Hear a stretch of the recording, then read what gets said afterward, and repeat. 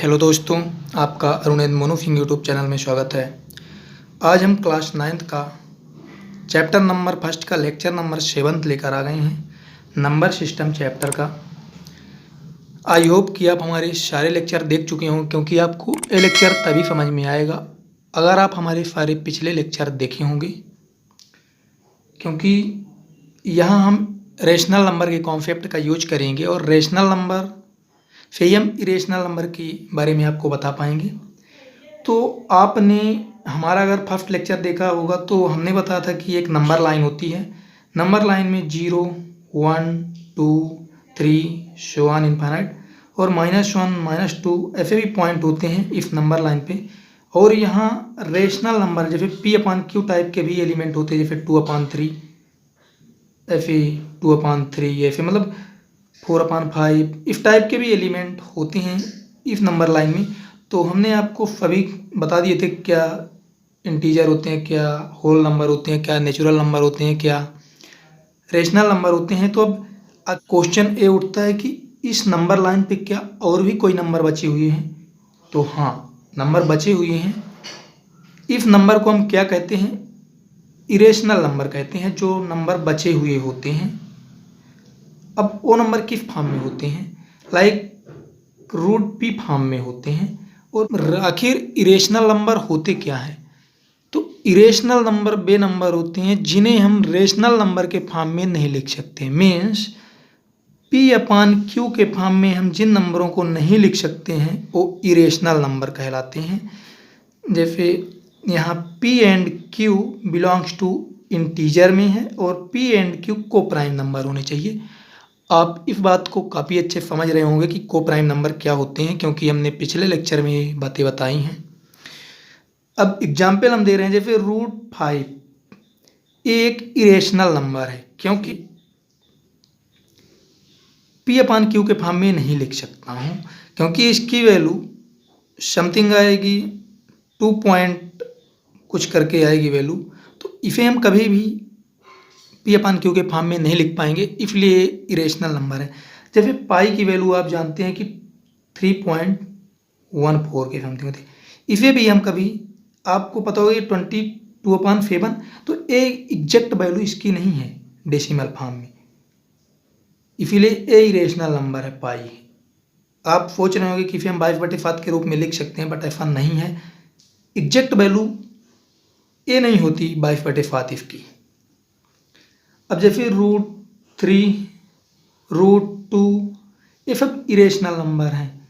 इन्हीं को हम इरेशनल नंबर बोलते हैं, क्योंकि हम इनको P/Q के फॉर्म में नहीं लिख सकते। आपके दिमाग में एक क्वेश्चन और आता होगा, क्या हम इन्हें 3 को, जैसे 3 लिखा है √3, तो इक्वल कर लें, तो हम इसे 6/2 कर दें, तो क्या ये एक रेशनल नंबर हो गया? हम P/Q के फॉर्म में लिख दिए। तो हमने आपको बताया था कि जो P/Q होता है एक रेशनल नंबर होता है, और P और Q सेट ऑफ इंटीजर में होते हैं। तो आपको पता है कि सेट ऑफ इंटीजर में रूट फॉर्म में कोई वैल्यू नहीं होती है, वो हमेशा वही वैल्यू कंटेन करता है जिसको हम P/Q के फॉर्म में, जैसे 2/3 को अगर मान लीजिए कि 1/2 है, तो हम इसको 0.5 तो लिख देते हैं, लेकिन ये 0.5 जो होता है इसे हम 1/2 के फॉर्म में भी लिख सकते हैं। बट जैसे 1.234, अब ये जो वैल्यू आई इसे हम कभी भी P/Q के फॉर्म में नहीं लिख पाएंगे। तो ये जो वैल्यू होती है ये इरेशनल नंबर होती है, मतलब कि रूट में जितनी भी वैल्यू होती हैं, मतलब वो इरेशनल नंबर होती है, जैसे √2। अब आपके दिमाग में एक क्वेश्चन आ रहा होगा कि क्या √4 जैसे है, यहाँ फर्ड जो होती है 2 होती है, यानी करणी 2 होती है इसकी। तो आप देख रहे होंगे इसकी वैल्यू 2 आएगी, इसका पॉजिटिव स्क्वायर रूट है। तो वो सारी वैल्यू जिसका हम पूर्ण वर्ग बना सकते हैं, यानी स्क्वायर रूट पूर्ण वर्ग हम निकाल सकते हैं, वो वैल्यू रेशनल नंबर होती है, ना कि इरेशनल नंबर। इरेशनल नंबर वही वैल्यू होती है जिसे √3, √5, तो √7 जिनका हम कंप्लीट स्क्वायर रूट नहीं कर पाते हैं वो इरेशनल नंबर होते हैं। अब इनकी वैल्यू हम कैसे निकालेंगे, नेक्स्ट सेक्शन में हम ये देखेंगे जब हम अपना अगला लेक्चर डील करेंगे। लेकिन अभी आपको यही देखना कि इरेशनल नंबर होते हैं। लेकिन इस बात को आपको ज़रूर याद रखना कि जितने भी कंप्लीट स्क्वायर रूट होते हैं वो सब रेशनल नंबर होते हैं। क्यों? ना कि इरेशनल नंबर होते हैं। इरेशनल नंबर वही होते हैं जिनको हम पी अपान क्यू के फॉर्म में नहीं लिख सकते हैं।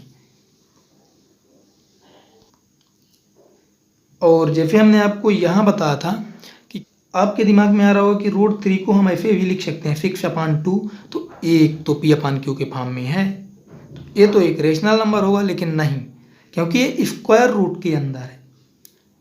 जो भी स्क्वायर रूट के अंदर है और हम उसका पूर्ण वर्ग मूल नहीं निकाल सकते, यानी कंप्लीट स्क्वायर रूट नहीं निकाल पा रहे हैं, तो इरेशनल नंबर होगा।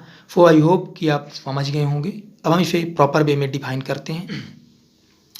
इरेशनल नंबर यानी अपरिमेय संख्याएं, इसे हिंदी में अपरिमेय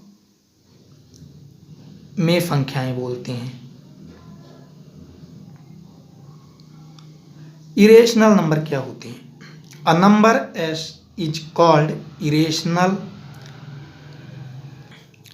नंबर एस को हम इरेशनल बोलेंगे if it can not be written in the form p by q. अगर हम इस एस नंबर को पी अपान क्यू के फॉर्म में नहीं लिख पाते हैं, where p q belong to set of integer and q not equal to 0 होना चाहिए। ये नंबर जो होता है नॉट इक्वल टू 0 होना चाहिए। हमने प्रीवियस लेक्चर में इस बात को भी डिफाइन किया है। अगर आप नहीं समझ पा रहे होंगे तो हमारे पिछले लेक्चर आप जरूर देखिए। हमारे चैनल के प्लेलिस्ट में जाइए और प्लेलिस्ट में क्लास 9th के सारे वीडियो आप देखिए, आपको काफ़ी अच्छे समझ में आ जाएगी ये बात।